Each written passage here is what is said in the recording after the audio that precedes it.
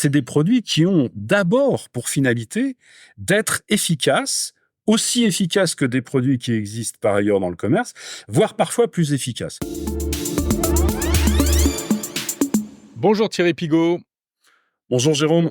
Vous êtes journaliste spécialiste de l'informatique, ça arrive à des gens très bien, et vous signez un livre, un guide pratique des logiciels libres, c'est-à-dire donc des logiciels non commerciaux qu'on peut utiliser souvent gratuitement, dont le code est la plupart du temps ouvert, qu'on peut même modifier si on est informaticien.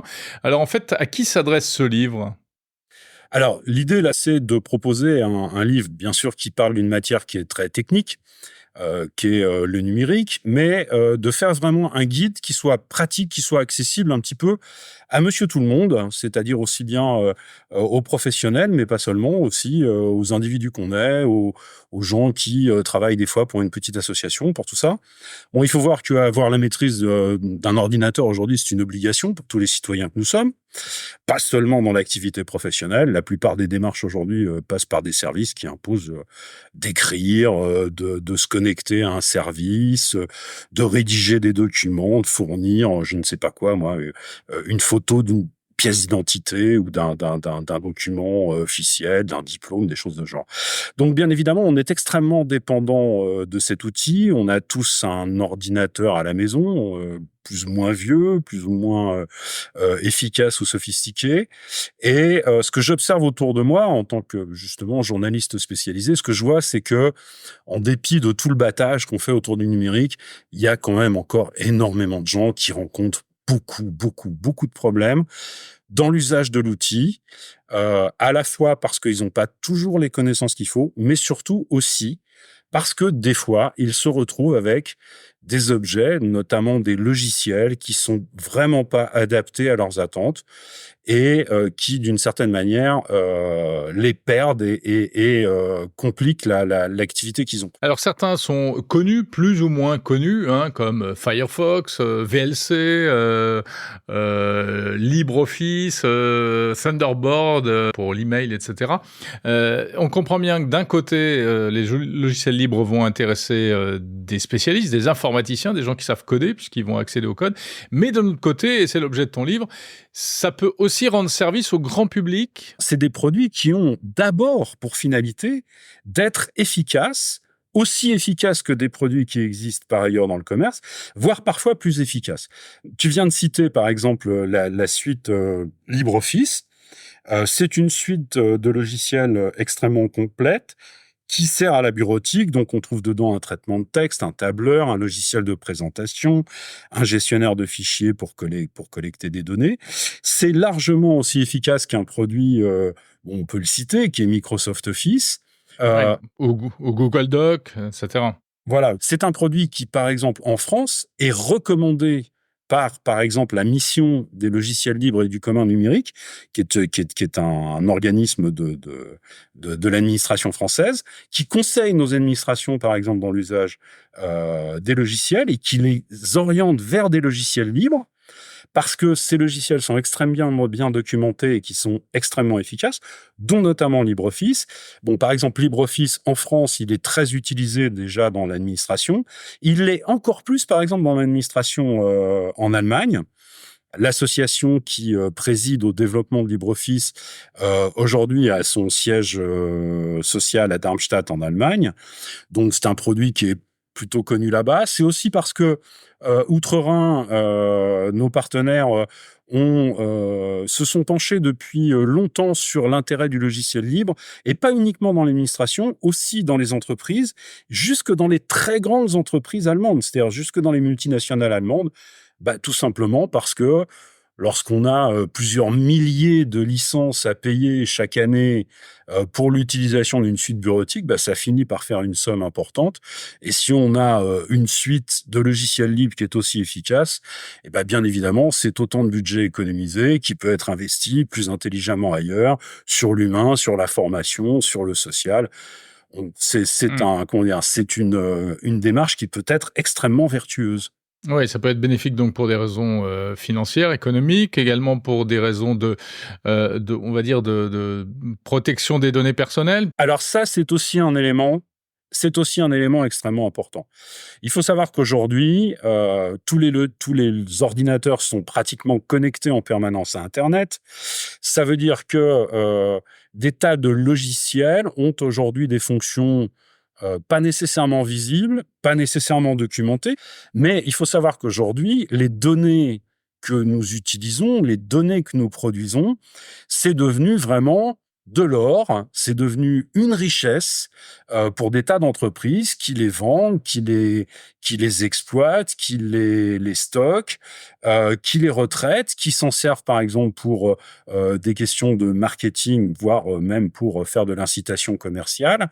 Dans certains cas, la communication de ces données peut être préjudiciable à une activité. Songeons à des professionnels qui ont, des obligations de confidentialité. Moi, je pense par exemple, aux professionnels de santé où le dossier médical des patients est quand même une donnée extrêmement sensible. Ça peut être aussi les sources des journalistes, ça peut être aussi, des dossiers, qui vont être gérés par des juristes, par des avocats, bien évidemment, toutes ces données-là sont des données extrêmement sensibles et on n'a pas envie qu'une application, parce qu'elle présente un défaut, expédie des données vers un site, vers un serveur quelque part sur Internet où ces données pourraient être récupérées à des fins plus ou moins bienveillantes, voire carrément totalement malveillantes, n'ayons pas peur de le dire. Ça peut arriver. Et donc, aujourd'hui, les logiciels libres, parce que leur code est connu, parce que la manière dont ils fonctionnent est totalement transparente et documentée, bien évidemment, dès qu'un défaut, parce que lorsqu'on est scruté par des milliers d'experts à travers le monde, il est évident que si jamais il y a un défaut, à un moment ou un autre, ce défaut, il est détecté, il est vu, il est compris, il est analysé, et on a bien évidemment des mises à jour. Et puis il y a une deuxième chose qui est importante, c'est que quand il y a un défaut dans un logiciel libre, il n'y a pas d'intérêt économique et financier derrière qui ont intérêt à ce que ça ne se sache pas pour des questions d'image, pour des questions forcément de revenus et d'intérêt économique et financier. Donc, bien évidemment, on a beaucoup plus de transparence et souvent beaucoup plus de réactivité avec ces produits. Mais Thierry, est-ce qu'aujourd'hui, on n'utilise pas d'abord de plus en plus des logiciels en ligne, ce qu'on appelle les SaaS, et même de plus en plus sur son smartphone ou sa tablette éventuellement, beaucoup plus que sur son ordinateur en fait? Alors, c'est vrai que les applications professionnelles sont souvent aujourd'hui proposées. Je pense par exemple aux applications de gestion, aux applications qui vont faire des factures, qui vont éditer des factures, qui vont éditer des feuilles de paye, qui vont gérer des notes de frais. On sait que tout un tas d'opérateurs qui sont pas des éditeurs de logiciels, je pense par exemple à des banques, je pense par exemple à des sociétés d'assurance, elles vont vous proposer des applications qui fonctionnent sur votre smartphone, qui fonctionnent sur votre ordinateur, avec laquelle vous allez pouvoir faire votre gestion. Bien évidemment, ces outils-là ne vont pas trouver demain dépendant dans le logiciel libre. J'ajouterais quand même qu'un certain nombre de ces sociétés qui vous proposent des très très belles applications extrêmement efficaces et il n'y a pas de raison de ne pas les utiliser, beaucoup de ces entreprises s'appuient sur des outils de développement qui, eux, fonctionnent sur du logiciel libre. Parce que D'accord. ils sont souvent très regardants sur le coût des licences et puis surtout, ils se méfient lorsqu'ils vont diffuser une application après à des centaines de milliers d'exemplaires, de savoir s'ils ne vont pas avoir des royalties à payer, par exemple, à l'éditeur de l'outil de développement. C'est la raison pour Mmh. laquelle beaucoup de Oui, ces applications l'outil qui est derrière en fait, qui est que derrière, en l'utilisateur ne fait. voit pas. Donc, vous n'allez pas voir que votre application de gestion ou votre application de déclaration de vos frais d'assurance, etc., Mmh. est une application qui s'appuie sur un outil libre. Ça n'a pas d'importance. Moi, si vous préférez, ce que je prône, c'est que les gens utilisent l'outil avec lequel ils se sentent bien. Le logiciel libre, c'est un outil qui vous permet de vous mettre le pied à l'étrier. Si demain vous trouvez une application commerciale qui est à un prix qui vous séduit et qui vous apporte des fonctionnalités extraordinaires, alors il faut pas hésiter une seule seconde. Mmh. L'important, c'est d'utiliser le bon outil, d'être confortable et de pas risquer de faire d'erreurs au quotidien. On utilise donc du logiciel libre bien souvent sans le savoir. Alors, on utilise tous les jours, tous, du logiciel libre sans le savoir. Je vais citer 2 exemples et on va aller, on va aller directement à l'essentiel. Par exemple, l'encyclopédie numérique libre Wikipédia, Mmh. les innombrables articles qu'elle contient, mais pas uniquement elle-même. Les innombrables encyclopédies wiki qui peuvent exister à travers le monde et qui s'appuient sur un logiciel extraordinaire qui s'appelle MediaWiki, qui permet de faire ces belles pages bien structurées avec ces petites colonnes de réserve, avec les index qui permettent de retrouver tout un tas d'informations synthétiques très rapidement au fil d'un article. Eh bien, ce logiciel qui s'appelle MediaWiki, c'est un logiciel qui est sous licence libre GPL. Dieu sait si nous sommes des millions de personnes à les utiliser chaque jour. Et je dirais aussi que en 2023, on n'a pas encore les chiffres pour cette année, bien évidemment, mais en 2023, les 2 tiers des sites d'information créés ou remodelés sur Internet, c'est-à-dire les sites qui ont été soit créés ex nihilo, soit refondus, les 2 tiers, ça fait 66%, ont été créés en se basant sur un seul et unique logiciel de gestion de contenu qui s'appelle WordPress et qui est lui aussi un logiciel libre distribué sous licence GPL. Aujourd'hui, ce logiciel anime 40% des sites Internet accessibles au public dans le monde. Thierry Pigaut, pour autant, les logiciels libres, on a souvent l'image d'outils qui sont pas, par exemple, avec des super interfaces. On n'est pas au top de la modernité en termes d'interface utilisateur. Parfois, ça peut être aussi un peu compliqué. Parfois, c'est pas au top des dernières technologies à la mode. Alors, ça, je crois que c'est un peu une image d'Épinal. Aujourd'hui, c'est plus vrai. Des communautés de développeurs comme celles qui se sont regroupées autour de LibreOffice, autour de GIMP, qui est un logiciel, par exemple, qui permet de faire de la retouche d'images, du recadrage, du traitement des images, de la classification, de l'organisation de ces banques de photos numériques.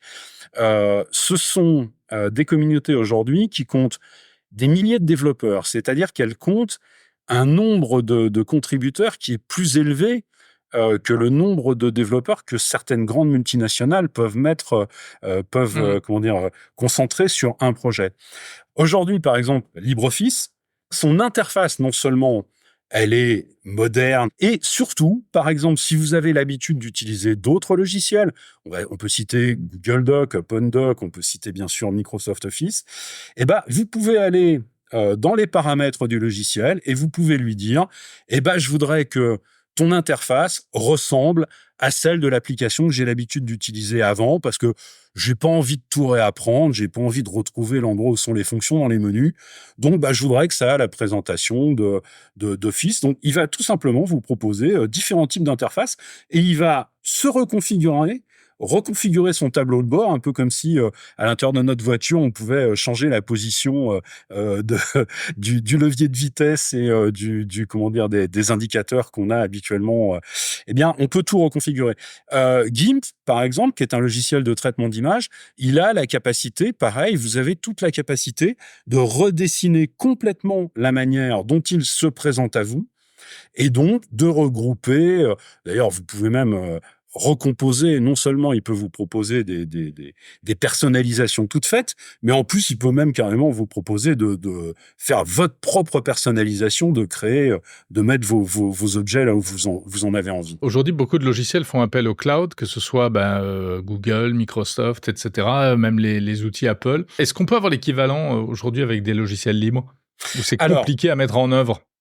c'est pas si compliqué à mettre en œuvre que ça. Bon, par exemple, dans une suite comme LibreOffice, qu'on utilise le OneDrive de Microsoft, qu'on utilise le Google Drive ou qu'on utilise Dropbox, aujourd'hui, ce sont des ressources qui ont une espèce d'image sur notre propre ordinateur.